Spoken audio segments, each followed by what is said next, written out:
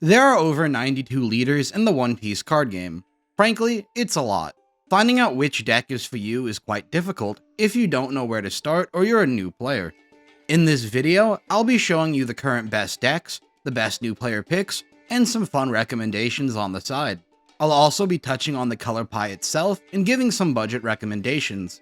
Whether you're new, just want an overview of the format, or want some deck recommendations, this video is for you. Let's start by explaining the color pie.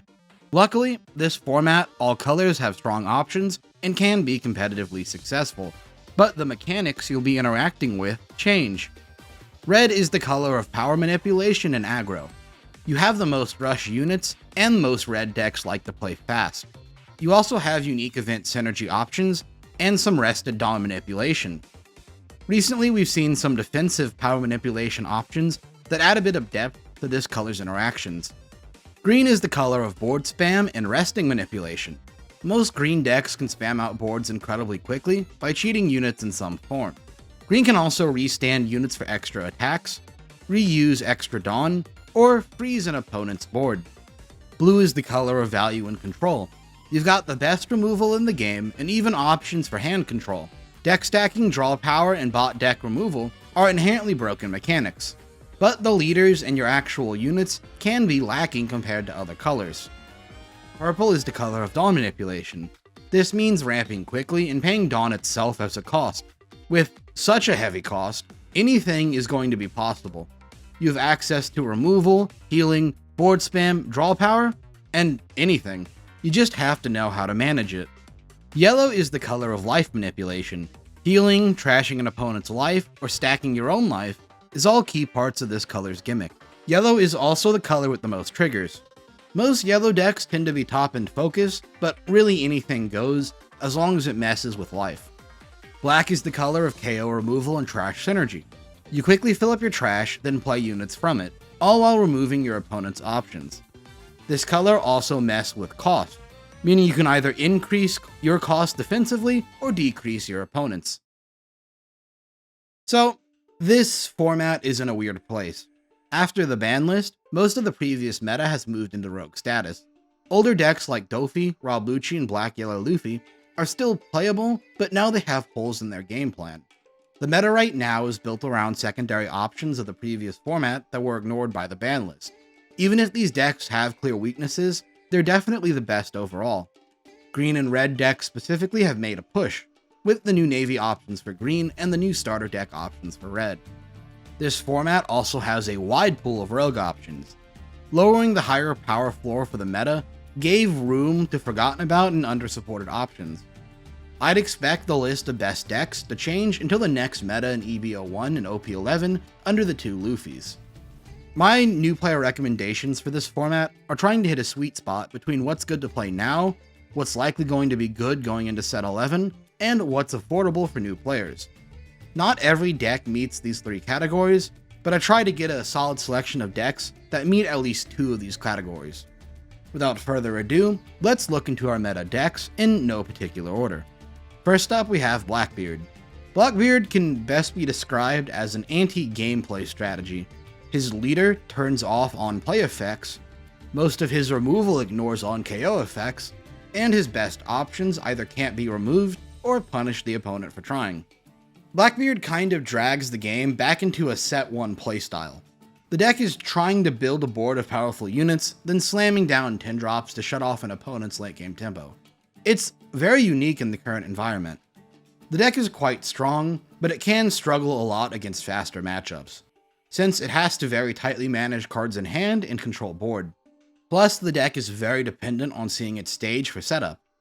It's not what I would personally recommend, but Blackbeard is a cheap deck with a very unique playstyle, so pick it up if it looks interesting. Shanks is probably the best deck for this new format. The leader allows you to get a free guard each turn, and 5 life makes you incredibly defensive. Early game, you can throw out insanely strong blockers and force your opponent to waste their early turns. Late game, you can spam every strong red top end and just blow out the opponent. Really, what makes this deck strong is how flexible the options are. The deck can wall up defensively and play top end wars, or it can aggro down an opponent when need be. Really, your only issue is sometimes bricking with dead options, or playing against a deck that can make it repeatedly with value, which is pretty uncommon. This is also on my list of new player recommendations because it's very straightforward in design and has a ton of room for a player to learn and apply the fundamentals, specifically with managing tempo. It is expensive, but for a competitively minded new player, it's the best immediate recommendation, especially with it getting a new starter deck later on. Our second red deck is the classic Set 1 Zoro. Zoro gives all your units plus 1k power. This means any cheap chomp unit is now a free attack, and any OK Rush unit is now a serious threat. Combine this with new Straw Hat support in Structure Deck 21 and the Tony Chopper package, and you have an aggressive menace that can continuously throw out bodies. If you're from other games, this is going to be your standard red deck wins or zoo style deck. Faces the place. As such, you don't have a great late game, and you're vulnerable to control-oriented decks. This deck is quite fun, and I recommend it to new players. Either Zoro or the core will be playable in some shape or form onwards, so it's solid. The choppers and the dragon can be a bit expensive, so if you need a budget list, you could fall back on a more Straw Hat dedicated strategy. You do have options. Smoker is a red-green deck, and the only dual-color leader in this meta at the moment. 4 life hurts, and it takes some insane power to make up for that. First, Smoker gets plus 1k to all Navy and Punk Hazard units. It takes already strong options and makes them harder to deal with. Second, and more importantly, Smoker leader and Smoker character let you restand a total of 3 Dawn a turn, giving you access to one of the fastest mid-games in the meta. You can play 5 drops and removal events on the same turn, establish multiple big bodies, or play Captain Kid and multiple defensive options at the same time. You really have all of the options available to you. The downside is, you are a fragile 4-life leader, and have all the consistency problems of a green deck. So it's more of a mixed bag than you'd really want. With a good player, this deck is on par with everything else, but it does take a bit of time to learn, so be prepared for that. Jewelry Bonney is the closest this game has to a stun deck. The leader effect rests one of our opponent's units each turn, forcing every deck into a slower and more grindy game than intended. Top it all off with stun options like Carrot, Doflamingo, and Captain Kid, and you have peak annoying. Bonney is a deck of applying simple tools to counter an opponent's game plan, so it takes a bit of game knowledge and skill to see success, especially with this deck's very weak early game, which is why, despite it getting a future starter deck, it's not recommended to new players. But for you competitively minded players, it's probably the best green deck in the game at the moment, so go for it if you're interested. Purple Monkey D. Luffy is a deck with the gimmick of bringing late game into the middle game. It can quickly establish big bodies and throw out top-end finishers like Rush, Luffy, or Big Mom. The real strength in this deck is from all its draw power, having it on its blockers, Sanji 5-drop, leader skill, Rush Luffy, and of course, the all-powerful Gum Gum Giant. It lets this deck cycle through options and still maintain a consistent hand size. It is very straightforward, but it's a surprisingly nuanced deck. Luffy is notable for how the deck changes in the next couple of sets, having its core cards be used in 2 new meta Luffy decks, and likely again for the new Luffy starter deck. These play fundamentally different from each other, but they are interesting because so many of the core cards are transferable. This, alongside the easy pickup, is why it's recommended for new players, even if it's expensive. It's competitive and can build into other things. Now for our new player focus decks. Of course, we have the 3 meta decks that I'd recommend here, but also 4 other picks. Green Yellow Yamato is an aggressive deck with a lot of potential. The leader has double strike, letting it synergize with banish options, and the leader can give things Dawn mid to late game, letting Dawn attached skills be a bit more viable. The new green options allow for some additional pressure and rounded out options. It's a very flexible leader, despite what its gimmick might initially suggest. The problem really comes from double strike not mattering into a 5-life leader meta, and 4 life leaving you very fragile, so it can be rough against popular options like Shanks or Bonney. But it is a very solid deck for every other scenario, especially casually. The plus side to picking up this deck is it's a very solid halfway point into more expensive decks like Bonney and Smoker. Plus, it's getting a new starter deck in future that's likely to keep it relevant in some shape or form. Doflamingo is an amazing aggro deck. It gets to play a free unit while attacking with leader each turn.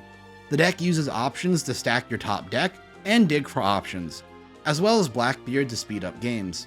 Add into this Blue's control options, and you have a very solid deck. One that's incredibly cheap and buildable almost entirely from a starter deck. The biggest issues for this deck come from losing out on Jinbei from the most recent ban list.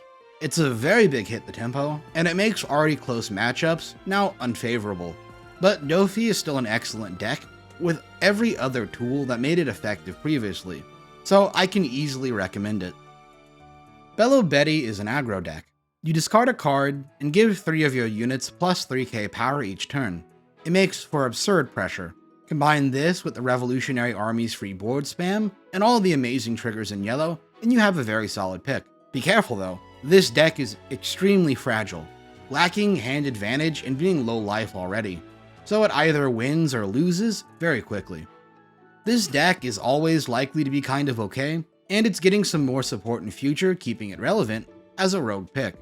Definitely a mixed bag for competitive games, but a very solid place for a player to start, especially if they don't feel like investing into the Animal Zoro deck. Here's some real advice for new players wanting to pick up Belo Betty. Learn how to optimize attacks and build a board first so you don't waste resources. Belo Betty is just unplayable if you don't know how to do this well. Lastly, on the new player recommendations is Smoker. It is a bit of an odd pick since he's been hit very hard on the ban list, but I feel as if he's one of the best black leaders in the game, at least for the old playstyle. He's a lot cheaper than before, he's buildable from a starter deck, and has unique support that enables him to still find a home. Smoker is based around reducing an opponent's unit's cost, then removing an opponent's units cheaply. Tashigi lets you get around KO protection, and Black's top end is very good at dealing with high cost units. Really, you just have to be a lot more defensive about maintaining a board than before. The deck does have a lot of wiggle room with how you want to decrease cost, but you can experiment and really do anything. I personally went with a Tempest Kick stage and a mid-cost KO removal engine, but you can change this to suit your local meta, and it's a really fun deck to pick up if you want to mess around with deck building, because all your options are pretty solid, so you can kind of build to what you have. Now we get a section of the video where I recommend decks that are more all over the place. They could be too hard or expensive for new players, or maybe not quite good enough for the meta. These are decks that I think are interesting in this format, and are certainly fun to play. First up is Piss Captain Kid. This is an aggressive yellow deck that focuses more on trashing your opponent's life than healing yours, specifically with its new 8-cost Kid and the new Basil Hawkins. This deck can turn high power or otherwise problematic supernovas into blockers, being a challenge for some decks to handle. Add on top of that yellow staples and some life stacking, and you have a very solid rogue deck. Unfortunately, it is a bit of an underdeveloped theme. With only a few playable supernovas in yellow at the moment, and a promo that we don't know when we're actually going to get. Plus, with Kingdom Come banned, this deck can't deal with top end anymore, leaving a massive hole in the strategy. It is still a fun deck to play, especially if you like the more aggressive side of yellow, something that's really been missing since Katakuri fell out of the meta a while ago. Arlong is the worst of the attack 2 Dawn leaders. Gecko plays from trash, Dofi plays from deck, and Arlong plays a trigger from the hand. It's fundamentally not good. The plus side is that because it's more generic than the previous 2 leaders, it always gets new support. Using everything from the yellow Landawano triggers, to Big Mom Pirates, to the classic fish, to the new supernovas. It all comes together to create a strategy known as Oops, All Triggers. You see, you play an effective 10 non-trigger units in the deck. This means it's an aggro deck that needs no blockers, because if an opponent tries to counter aggro you, they die to free units. Arlong is one of the most fun decks you can play in the game. It is, of course, very bad into defensive decks, but we like to ignore that here. And later on, the deck gets some decent new direct support, thanks to the Buggy and EBO too. Arlong is just one of my favorite stupid decks. Lim is an odd leader. It does two very strong things. For 3 Dawn, it ramps you 1 and plays a 5 cost or lower Odyssey character from hand. But it also makes anything you play interested. So you get a free and faster use of the Odyssey toolbox, which has draw power, removal, and defense, but none of the generic early game green and purple options are really available to you. It makes for a unique strategy. Even still, most builds tend to be based around green generic top end, such as 9 cost Zoro and Doflamingo, so it feels very bad not to see one of them in a game. Lim is a fun recommendation if you like playing the odd one-off green deck for each set. It's also a pretty hard deck, being at 4 life, so it is something you'll have to learn if you want to get into it. Kazuki Oden has been given the funniest legacy support in the game. The 2 Kinemon limbs let you shuffle back 1 on the field and 1 in grave to play a free Kinemon from hand. Kinemon then lets you play a free Akazawa 9 unit from the hand. If it's Okiku, you have 3 7k swings plus board removal next turn for 3 Dawn. This is the Kinemon Exodia combo. It's technically possible turn 1 going second, and if you manage to get it early enough, you are actually on par with the best meta decks. Of course, this is only really a dream. Outside of the combo, you are at best a set 2 deck, and your options weren't good then. So we need to play 12 Searchers, and hope we don't die before we get things moving. At least Oden is a very fun deck, and nothing in the game is quite like it. If you're interested in Old Land of Wano as a theme, this is my go-to recommendation. Plus, here's a deck list for a Kinemon-focused build if you want something worse, but slightly funnier. Buggy is a very interesting take on blue control decks. Buggy gets to play a free cross-guild unit from hand for 5 Dawn.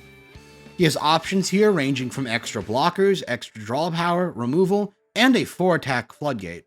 That card is crazy. These are all excellent options with how quickly they can spam out a hard-to-clear board and start pushing with the 10-drop buggies. The primary issue comes from this deck's weak plays until they get to a 5 Dawn turn, mostly hoping an opponent can't gain enough pressure before then. Buggy is a really fun pickup that's mostly cheap outside of the promo, and it is getting a future starter deck, making it something to look out for. Usopp is an interesting deck. The leader gives all your Dressrosa units +1 cost and gives you a draw when 1 is removed once per turn. This synergizes with the Dressrosa engine to have a deck that actively wants to be KO'd, making every blocker a net neutral or a +1. Plus, Koraida Coliseum, Gear 4 Monkey D. Luffy, and Rebecca make for amazing offensive pressure. The deck really does have some cool lines. The problem is, it's not super at home in the current meta, struggling against decks with better tempo and not really being able to use its +1 cost for any meaningful counterplay. And more importantly, these issues are made worse by this deck being very hard to play. Your options are weird, and it takes practice and a good player to know how to use them. Still, it's a very unique deck for one of One Piece's best characters. Lastly, we have Enel, who's been demoted from meta decks for the first time since its introduction. Some of y'all are going to be real happy about that, including me when I'm not actively playing it.